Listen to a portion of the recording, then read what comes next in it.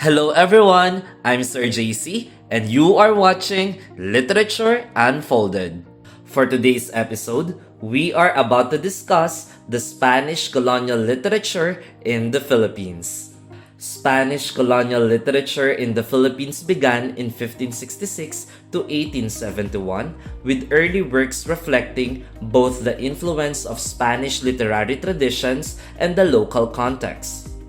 Ang pangunahing layunin ng Spanish colonialism ay ang malawakang pagtuturo at i-convert ang mga katutubo sa Kristyanismo, particularly in Roman Catholicism. Ito ay isang pangunahing bahagi ng misyon ng kolonyal ng Espanya sa Pilipinas. Ferdinand Magellan led the first European expedition to circumnavigate the globe. Siya ay naglakbay sa paligid ng mundo hanggang sa dumating siya sa Pilipinas noong 1521. He planted a cross in the island of Mazawa na ngayon ay Limasawa Island sa southern Leyte. He coined the Philippines as the archipelago of St. Lazarus. Ferdinand Magellan's arrival marked the beginning of Spanish influence in the archipelago. He landed on the island of Homonhon and later visited Cebu where he attempted to convert the local to Christianity. Magellan sought alliances with Datu Zula in Sugbu, now Cebu. Magellan was killed in the Battle of Mactan on April 27, 1521 by the forces of local chieftain Lapu-Lapu. Sa kabila ng kanyang pagkamatay, ang kanyang paglalakbay ay nagbukas ng daan para sa mga susunod na ekspedisyon pa ng mga Espanyol. The next expedition was led by Ruy Lopez de Villalobos. Villalobos was tasked with exploring and claiming the islands in the Pacific, which he named Las Islas Filipinas in honor of King Philip II of Spain. Ang kanyang ekspedisyon ay naglalayong palawakin ng impluwensya ng Espanya sa Pasipiko at magtatag ng presensya ang Espanya sa mga rehiyon doon. He explored the parts of the Philippines including the islands of Leyte and Samar. Ngunit nakaranas si Villalobos ng maraming pagsubok. Ang kanyang ekspedisyon ay hindi nagtagumpay at siya ay namatay sa Pilipinas noong 1544. Lastly, the expedition of Miguel Lopez de Legazpi. Legazpi was sent by the Spanish crown to establish a permanent Spanish presence in the Philippines. He arrived in Cebu in 1565. Legazpi is credited with founding the first Spanish settlement in Cebu and later establishing Manila as the capital of the Spanish East Indies in 1571. His efforts marked the beginning of sustained Spanish colonization in the Philippines. Ang matagumpay na pagkakatatag ni Legazpi ng mga kolonisadong pamayanan at pamahalaan ng Espanya ay naglatag ng pundasyon para sa mahigit 300 years na pamumunong kolonyal ng Espanya sa Pilipinas. He also established trade relations with China and Japan, which contributed to the economic development of the Spanish colony. These expeditions were pivotal in shaping the early history of the Philippines and its literature in Spanish colonialism. The major influences of Spanish colonialism are government and religion. The Spanish established a centralized colonial government, including the creation of administrative divisions and local governance structure. The Spanish also introduced the Roman Catholicism, which became deeply embedded in Filipino culture and society. This influence is evident in the widespread practice of Catholicism, numerous churches and religious festivals, and the role of the church in education and social services.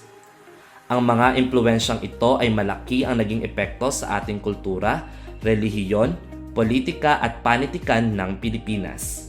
At ang mga ito ay nararamdaman pa rin hanggang sa ngayon. On the other hand, Baybayin was overshadowed and eventually replaced by Spanish colonial influences and the introduction of the Roman alphabet. With that, the Spanish language became the primary literary language in the Philippines. It was used in official documents, literature, and education, shaping much of the written output and cultural discourse during that time. In addition, Filipino languages, especially Tagalog and its variants, have many loanwords from Spanish. Ang mga hiram na salita na ito ay ang patunay ng mahigit 3 siglong impluensya ng Spanish colonialism. Halimbawa, kutsara, tinidor, parol, at merienda. Ang pinaka-importante na katangian ng panitikan or literature during the Spanish colonialism sa Pilipinas ay ang pagtutok nito sa religious content. Kung kaya't lahat ng uri ng sining sa panahon na ito ay tinawag na religious art forms. Much of the literature from this era aimed to promote Christianity, educate the local population about Catholic doctrines, and support the Spanish colonial mission. This includes sermons, religious plays, devotional poetry, and catechism. Here are some of the literary compositions during the Spanish colonial period in the Philippines. Doctrina Cristiana. Doctrina Cristiana is considered the first book published in the Philippines, with its initial printing occurring in 1593. It is a catechism book written by Spanish missionaries to teach Christian doctrine in local languages in the Philippines during the 16th century. Nuestra Señora del Rosario. Nuestra Señora del Rosario is considered the second book published in the Philippines following the Doctrina Cristiana. It is a historical text that documents the origins and significance of the Nuestra Señora del Rosario devotion in the Philippines, often including the accounts of miracles and the spread of the Catholic faith. Libro de los Cuatro Posprimeras de Hombre. It is a 16th century Spanish text focusing on spiritual and moral teachings intended to guide Christian conduct and devotion. The title Libro de los Cuatro Posprimeras de Hombre translates to English as Book of the Four Last Things for Man, referring to the final 4 stages of human existence, namely death, judgment, heaven, and hell. Ang Barlaan at Josaphat. Ang Barlaan at Josaphat is notable for being one of the earliest examples of Christian literature translated into Tagalog, reflecting the efforts of Spanish missionaries to spread Christianity in the Philippines. The book is based on the story of the conversion of the Indian prince named Josaphat to Christianity and is used to convey moral and religious lessons. Urbana at Feliza. It is a 19th century book written by Pedro Paterno, presented as a dialogue between 2 sisters, Urbana and Feliza, and it provides moral, ethical guidance, and Christian living. Urbana at Feliza is structured as a series of letters between the 2 sisters, where Urbana offers Feliza advice on virtues, conduct, and religious principles, aiming to cultivate proper behavior and moral integrity in the Filipino society. Mga Dalit kay Maria. It is a book of hymns and prayers dedicated to the Virgin Mary. It is also known as Psalms or Hymns for Mary. It is written to enhance devotion and worship through lyrical expressions and religious poetry. Tibag. Tibag was a traditional religious procession reenacting the search for the Holy Cross by Queen Helena and her son Constantine. This procession often held during May, which include a dramatic depiction of the discovery and veneration of the cross. Cenaculo. Cenaculo was a traditional dramatic reenactment of the Passion of Christ.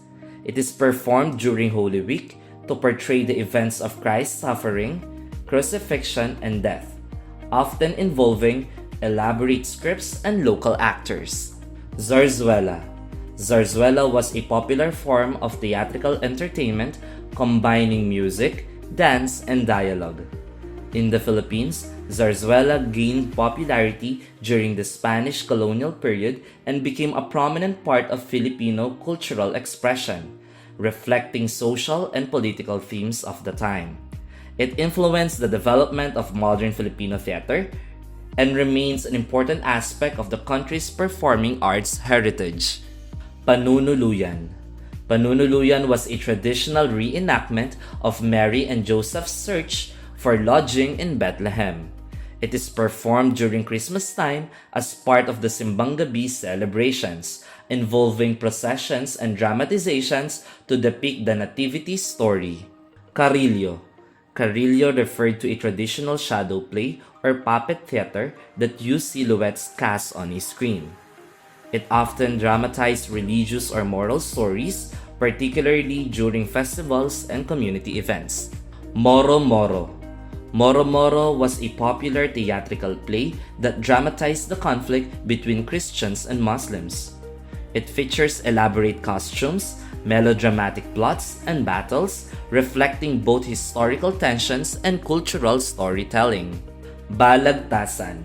Balagtasan was a form of poetic debate or oratory contest. In Balagtasan, participants engaged in impassioned, improvisational verse to argue various topics, showcasing their rhetorical skill and creativity. Awit at Corrido. Awit at Corrido referred to the two forms of narrative poetry which were performed in verse and played a significant role in the Philippine literature and cultural traditions. Awit features lengthy quatrains with 12-syllable lines and explores chivalric and romantic themes, often in a more elaborate style.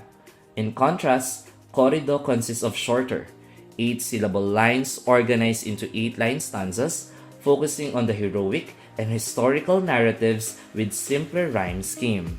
Regional folk songs. Regional folk songs were significantly influenced by Spanish culture, incorporating Spanish melodies, themes, and instruments while preserving the indigenous elements. These folk songs became a medium for expressing local traditions and sentiments, blending pre-colonial Filipino musical heritage with colonial influences. Examples are Atin Ko Pong Singsing, Leron Leron Sinta, at Dandansoy. And that's it for today's video about the Spanish colonial literature in the Philippines. I hope you learned a lot. See you in our next video.